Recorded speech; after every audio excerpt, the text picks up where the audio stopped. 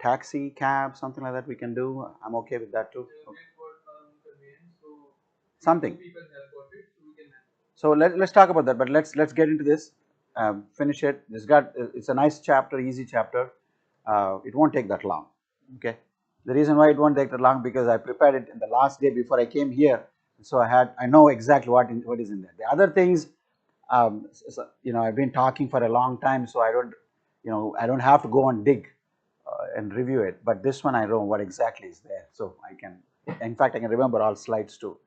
But in any case, microcontrollers, right? These are those Raspberry Pi based systems, camera systems, and I'm going to basically show you how to build a system yourself. Okay. Um, so this is very valuable information. People don't discuss this. People don't tell this because it's all intellectual property. They don't want to tell their research to others. But my intention is different. My intention is to bring this technology that we developed outside in other countries to this country, which is mainly agro-based country still, right? And see if some of you, maybe one of you in the future, picks up that and does something new and passes on to other. That's how knowledge is transferred. We should never hold knowledge and cap it. We should share the knowledge. Okay, that's why this profession is the noblest of all, teaching. Okay. In any case, we want to talk about microcontrollers, and all of the stuff that I'm going to talk about is basically coming from our lab. Okay, research from. I'm just going to give one example towards the end on how to do all that processing on those microcontrollers. But I want to start with very simple things, always. Okay, as always. So let's start with some pictures. So here is a Raspberry Pi. So how big is that? About this. You can Google out and find the pictures too. They're about that big. Okay. There are Arduinos and Raspberry Pis. They're all very similar. Raspberry Pi is a little bit superior to Arduinos in that you can actually program it. Well, this is how a Raspberry Pi looks. Okay. Here is a miniature camera module that is connected to Raspberry Pi. And when you combine these two and you have Python software into Raspberry Pi, you get a smart sensor. And you see how big that smart sensor is, just the size of a pen. That's from our lab. We build those smart sensors. We have several dozens of them. Okay, so we use a Raspberry Pi, a miniature camera, Python software, put them together, and we'll build our own systems. Okay, all right. So that's what we're talking about. Hardware, software into a smart sensor. Why is it a smart sensor? It captures images, and it also provides decision support.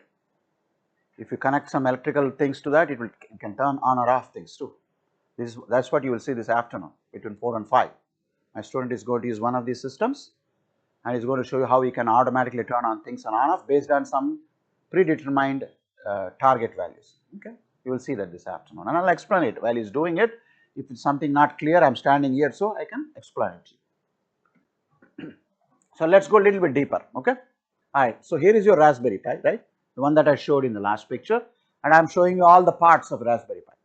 Here is the Ethernet port. You know Ethernet ports, right? The computer has an Ethernet port, right, where you connect your cable. It's got USB ports, 4 of them on the side.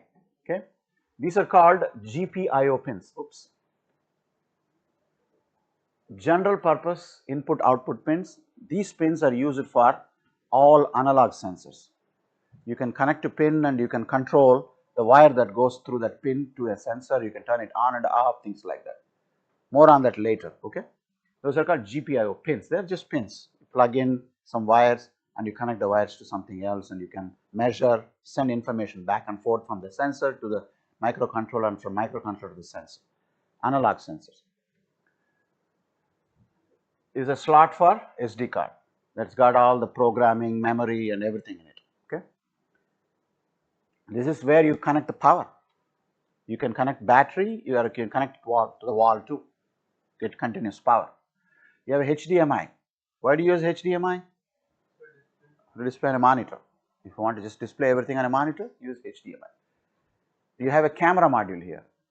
I'll show you the next slide what a camera wire or cable looks like. That cable is inserted here. Okay, this is an audio jack. You want to play music, something like that.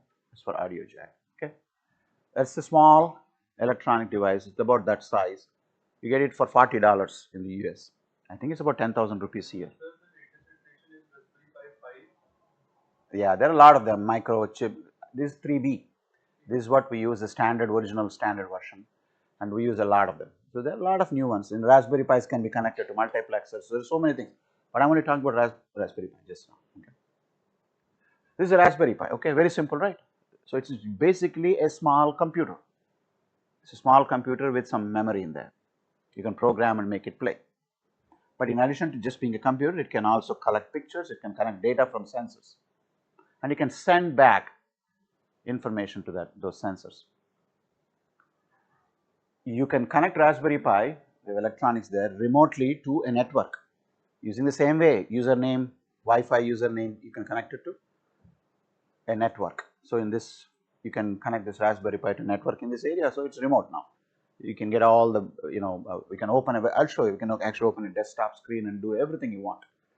All right, let's move on. So here is the same Raspberry Pi, right? Same picture. It's just a cartoon of that. SD card, power, monitor, HDMI. Then here you see the camera module. It is connected. Remember I showed you there is a slot to insert the camera. So that's where you insert the camera, and that's how the camera looks. Small camera. It's about that size, about an inch. You get all kinds of cameras. This may be just a visual camera, RGB camera, red, green, blue, color images. You can get pictures like on your phone. There are near infrared cameras. There are cameras that may measure UV. There are cameras that may measure thermal. All kinds of cameras. It all depends on the purpose. So what you want to collect, what type of images you want to collect. If you collect RGB images, color images, they look like what you see on your phone. But you collect NIR images, they are more like dark, the thermal images. You get thermal images. Have you seen thermal glasses, thermal images? They're like a gray color, night vision goggles, things like that they use, right? That's what they are. But that's where you insert the camera. You can insert a mouse, you can insert a keyboard. Okay. And then as soon as you connect the Raspberry Pi to a monitor using HDMI, you have a mouse and a keyboard. On the monitor, you will see a desktop. This is Raspberry Pi. Like you have a Windows, this is Raspberry Pi desktop. Basically, this is the screen you will see. You can change whatever color you want, but right there you have all the things you need. You can see up there, there's time, you have volume there, you can connect to Wi-Fi there, you can click on that Wi-Fi and type in your credentials and connect remotely to the local Wi-Fi. It's just like a computer screen now. Basically a computer screen. Yeah, question? No? Okay. It's just a monitor, your monitor. Yeah, it's just your computer monitor. You don't have that computer, that's all. The computer is a tiny Raspberry Pi here. A mouse is connected to it, regular mouse. A keyboard is connected to it, and you have a monitor in front, and this is a desktop right there. Okay. Now you can program and you can go down. I'm going to show a few things. So you can click on the top. You get these things, all options, like like you get on your computer screen. Here I'm doing programming. It's Thani Python ID. So once you open it, opens a Python editor. You can type whatever you want, save the program, run the program on the Raspberry Pi.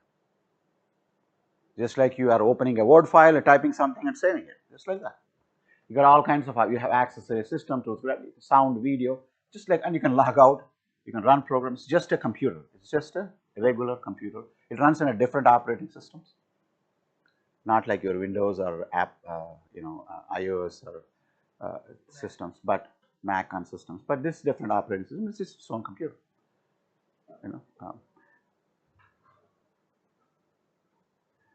So we're getting a little bit of techniques here. What I'm going to show you an example today is how can you use Python coding. I'm not going to teach you Python or anything like that. Okay, that's something you can do, but I'm going to tell you some real big basics. Okay, how can you use Python to do that segmentation? Remember segmentation? The tomato seedlings I've shown you. You took care of the background. How do you do segmentation? And from the segmentation after that, how can you measure the leaf area, at least number of plant pixels, green pixels on that image, so something like that. But for that, I'm going to use a technique called HSV. HSV stands for hue, saturation, and value. So an image, a color image, is characterized by three components here, three parameters: hue, saturation, and value. So what is hue, what is saturation, what is value? I've defined here. The reason why we want to use HSV for this, you can use many other methods too. You can use a simple, enhancement in a color, things like that. But here we're using HSV because it allows a little bit more flexibility for you in segmentation. You will learn it later. But HSV also is the color space that is closest to the human, how we perceive color. So human eye, how human eye perceives, that's HSV is the closest of all. A particular color is characterized by three things: hue value, hue, saturation, and value. All three things are, so you are taking a color and you are giving three values for that: hue, saturation, value. Those are three. So what is hue? Okay. A color hue is shown in terms of its grayness or how faded the color is. It's called saturation. So for hue, you look at basically how much grayness is there in that, meaning whether it is white, closer to white, or is it more closer to black, instead of like a grayscale image. That's what the hue tells you.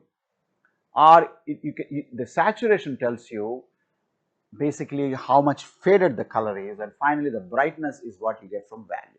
So you're getting gray value, you're getting how faded the color is, and you're getting the brightness of that from HSV. See here, this is the color space.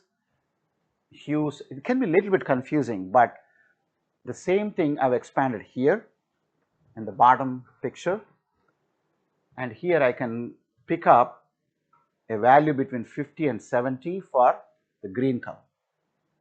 So in my program, I'm going to tell HSV value between 50 and 70, pick up all. So if you take an image, a picture, so if you take a picture with your phone, it's probably what, 2 MB, 5 MB, 10 MB, right? Those images.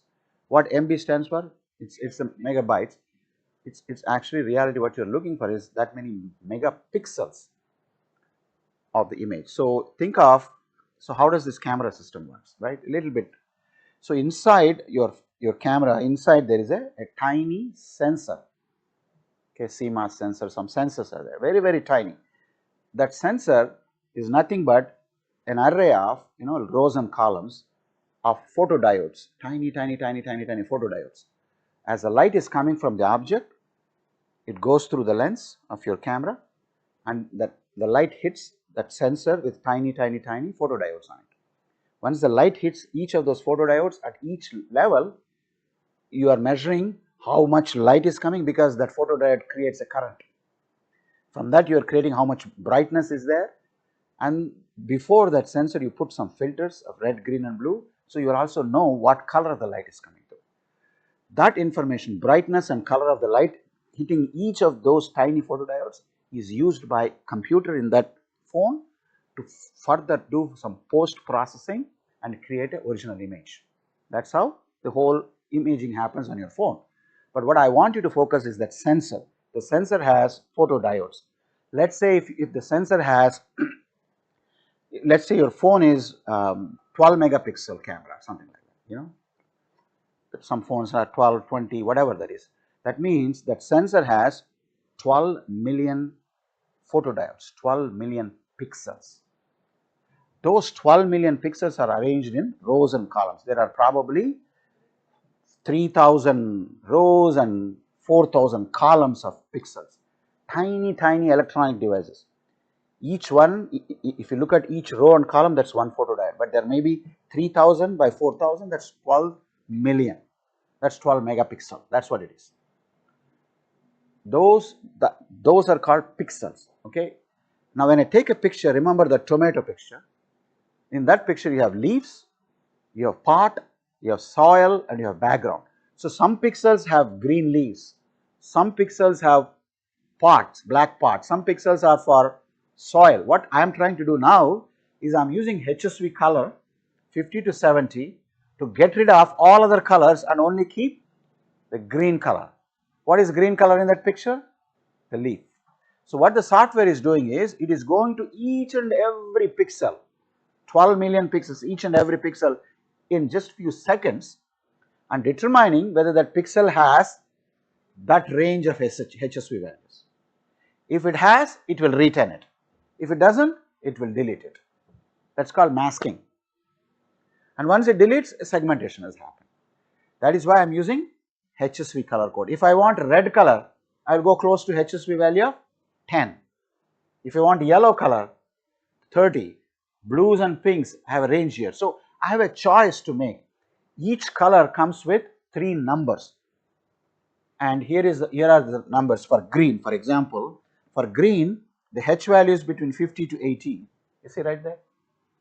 50 to 80. That's green, right? Mostly green. S value can be between 35 to 255. You do this by experimentation. You can play with the colors and you can figure out what is the range. And for V value, it is between 60 to 255. So I got 3 numbers for HSV for green color, and I input those 3 numbers into my program. The program goes to each and every pixel, looks for that HSV value. If it is there, it keeps the pixel. If it is not there, it removes the pixel. And when all the 12 million pixels are considered, then you end up with a segmented green image with all the background disappear. But the problem here is that in the background, if you have a green color, that will get retained. Then you got to go one more level and kind of further narrow it down. Maybe the background has that green, so I'm going to narrow it down to 50 to 60 now for the green, so I've only retained what I want.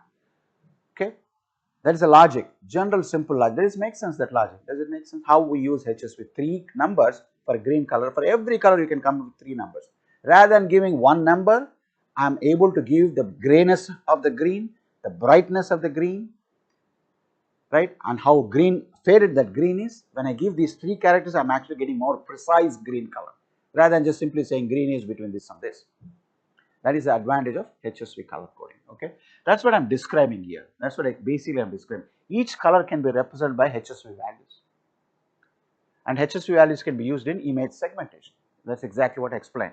The sensor, photodiode, colors, segmentation, all the process. I'm going to show an example how we do that. Give me a second. Anybody has a question? No? Okay. All right. So here is a simple program, and you don't need to copy or anything. You will get this program in your booklet eventually, but this is a very simple program. I wrote this right before I came here. This simple Python code, this can be used to collect a picture. So remember, there is a Raspberry Pi. I connected a camera to that, and inside the Raspberry Pi there is an SD card, right? I opened a desktop. I opened Python editor. Now I'm typing my program. That is the editor. In that, I'm saying import CV2, computer vision 2. That's a built-in functionality. I'm asking it to import it. And I'm asking something numpy as NP from time import sleep, something. Camera is spy camera, that's the camera that is there. I'm telling everything. And I'm asking, here, this part tells how to capture an image. I can here say, change the resolution of the image too. If I don't want big images, I want small images, I can give some numbers, whatever I want. That's the basic functionalities, and then afterwards I'm telling you here, camera resolution is that, start the camera preview, wait for 10 seconds, sleep means wait for 10 seconds, identify what is the time today, date, time, all the way up to seconds, capture a picture and save the picture where I want it, and then afterwards stop the camera. Simple, very, very simple Python code. Turn on the camera, get the time, date up to second today, capture image, save the image wherever you want on that SD drive, and stop the camera. I can do this type of thing every hour, every minute, every second, or every day, whatever you want. Capture images whenever we want, right? I just need to say wait for another 1 day and then take the same image. Keeps on doing it as long as you want it, non-stop. Very simple program. So this program can be used to capture image. Right at the bottom, I'm using CV2 I am show the image that you have captured. So that statement, actually, after capturing image, it opens that image and shows me what image was captured. Very simple. The advantage of Python is English. It's pretty close to what I am show. It's kind of telling you show something, right? Show an image. I am stands for image. Show the image that you have taken. You can buy a simple Raspberry Pi. It's about 10,000 rupees, I think, in India. You can probably buy that camera too, connect it, and run this program and start collecting pictures. Put this camera, use this program and put it in front of your house, and it keeps on taking images of whatever you want, right? People actually use this to create, safety systems, safety camera systems. When somebody is coming in, makes an alarm, picture, all that fun stuff can be done. People use Raspberry Pis for all the things. There is a big, a group online. You can go online and find, and you can learn a lot. I have no knowledge of Python when I started. Zero knowledge of Python when I started. I didn't learn any, I don't have any computer program basics, nothing. In 1982 or 83, I learned something called COBOL, Common Business Oriented Language, and I ran it for 6 months and I got bored and left it. That's all my computer background is. I do have a small certificate, but that's all it is.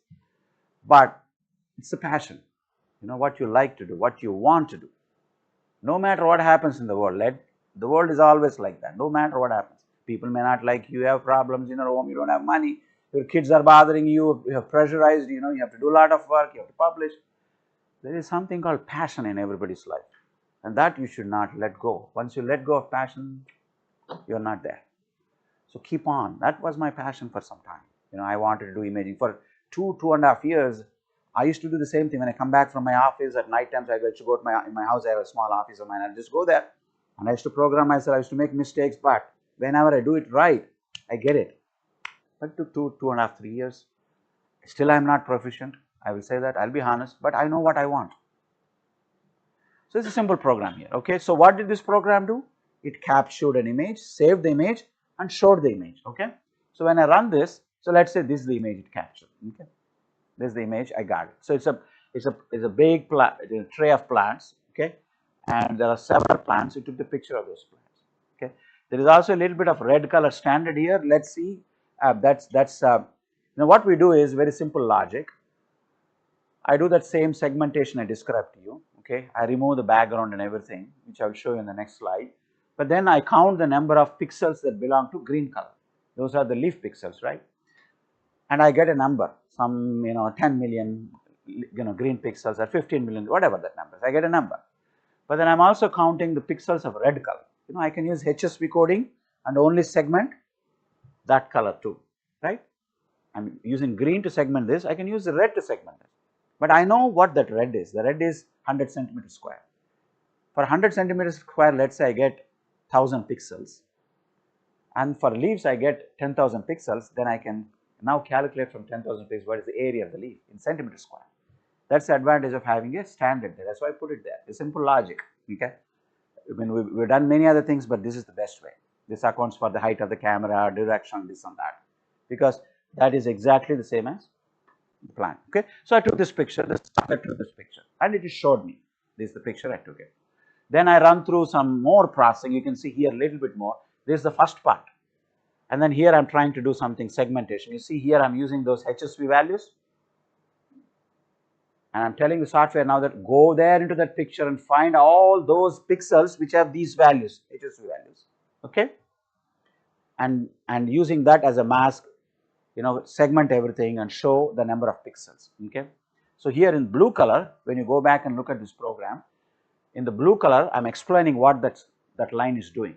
Okay. For example, if you look here, convert the image into HSV scale image, develop a mask with the lower and upper values of HSV to isolate the green color, things like that. I am explaining it. But end of the day, when you run this whole program, it will take a picture, it will show you an image, and it will also segment the leaf. Okay, and you get that. And then I am asking the program to show me that segmented leaf, not just the segmented leaf, also show me the number of leaf green pixels. How many are there? 2,59,200 green pixels are there that belongs to this plant. Does it make sense so far how I got to the green pixels? It just counted each pixel. Only those green ones are kept, the remaining is thrown away, and it gave me back the number of green pixels. Now that you see that red color is not here. This is red here, but it's not there, right? Because I'm only segmenting for green color. I run the same program, but now the HSV values will be changed to red color, and I get the pixels for the red color. That may be like 15,200, something like that, because it's a smaller one. But for that red, I know the area. It's a standard 100 centimeters square. So 15,000 pixels are equal to 100 centimeters square. What is the area of 2,59,201 pixels? That is the area of plant. Simple. You get leaf area now. You don't have to cut it, run it through blades and calibrate it, and nothing like that. Just got in 1 second. That's all.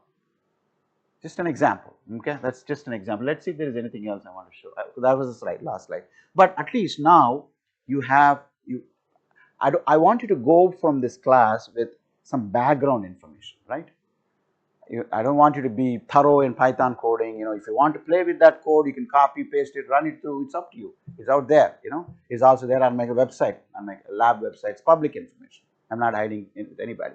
But what I'm trying to ask you is understand the logic, understand the background. So when you read, you may be interested, you may not be interested. But some of you may be interested and they want to go further, deeper into this. So this becomes a background for them. Okay. So that's how we do. We take pictures. Same way you can also get reflectance information for that specific color.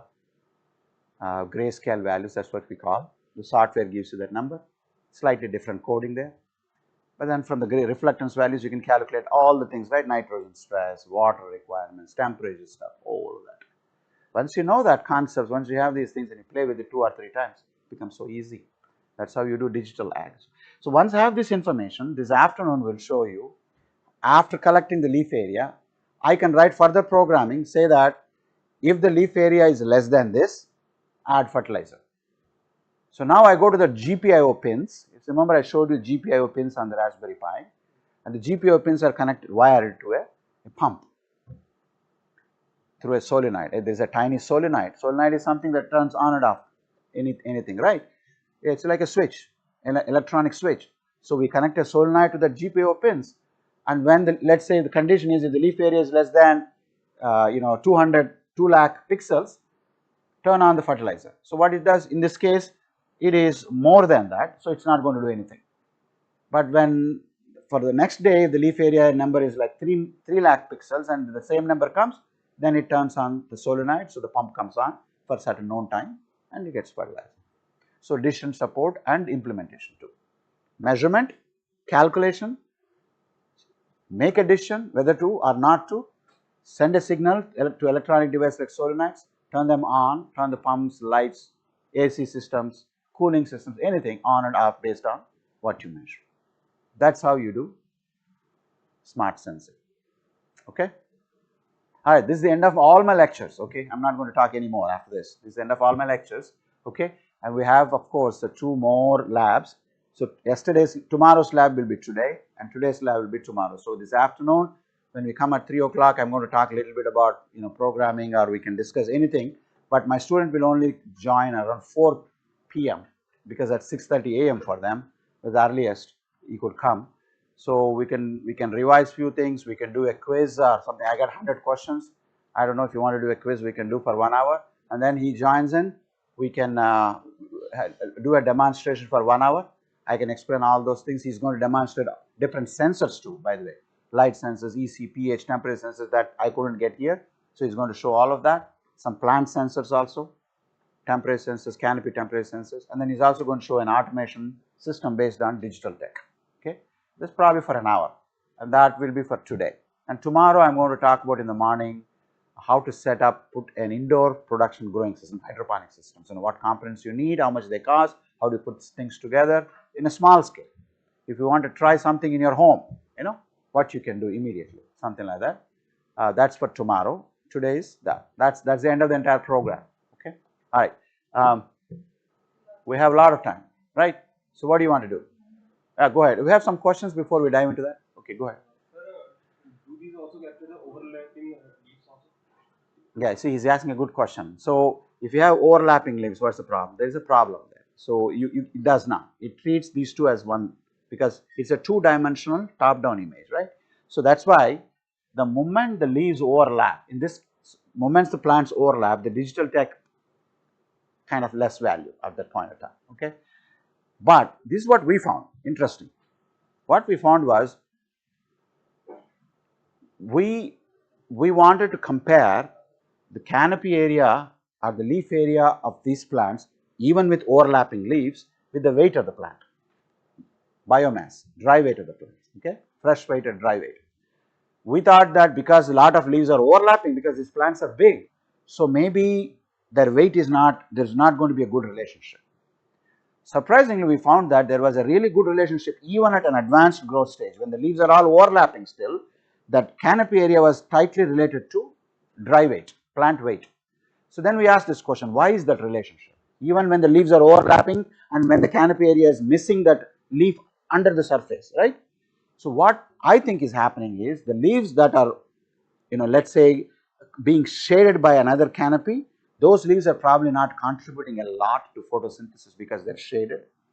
The leaves at the top probably are contributing more to photosynthesis, and photosynthesis is related to biomass production, and that's the reason why there was a relationship. So to answer your question, whenever the leaf is shaded, that shaded leaf is not accounted for in leaf area. That's why it's called canopy area. Leaf area and canopy area are different. Leaf area is the total leaf area, under, above, under, doesn't matter. You cut the leaves and run through leaf blades. Canopy area is the two-dimensional top leaf area. Usually canopy area is about, depending on the stage, in this case, canopy area and leaf area is pretty much similar, 90 to 100% range, because the leaves are not overlapping. But canopy area, what we saw was, can only be 80% of the total leaf area too. However, both are related always, one to one. Okay, that's the advantage. It's a relationship. It's not like one to one. But once you get the equation, you can measure leaf area from canopy area because they're tightly related. However, if you are looking at biomass, there seems to be a good relationship between canopy area and biomass itself because of that photosynthesis thing. I think is what is happening. Okay, so that makes sense. So it is not measuring the leaves that are being shaded. Okay, any other question? Yeah.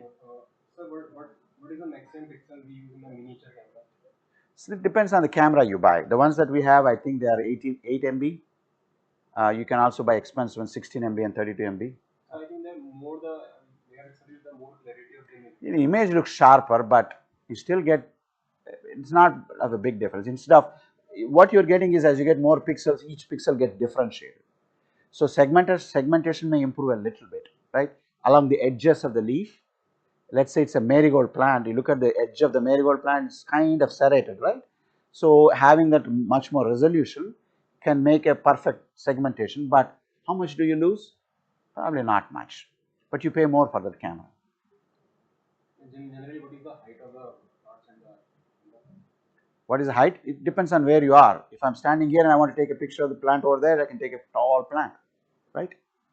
But I can also get closer, this close, and take a picture. It all depends on where you're standing from the image. The photodiode which is used in these cameras are the same that is used in the solar panel photodiode. The concept is similar. There are photodiodes that take light and send electric signal. There are photodiodes do something different, but the concept is same. But they may be more expensive ones, more sensitive. No, in your camera. Yeah. Okay. Any other questions? All good? All right. That's the end of it. You can plan now and you can tell me what you want to do. It's okay if you can't. That's totally fine. Don't think that I will think bad or nothing like that. Okay. But if we can, we'll do it. All right. And I'm going to sit down and check few things.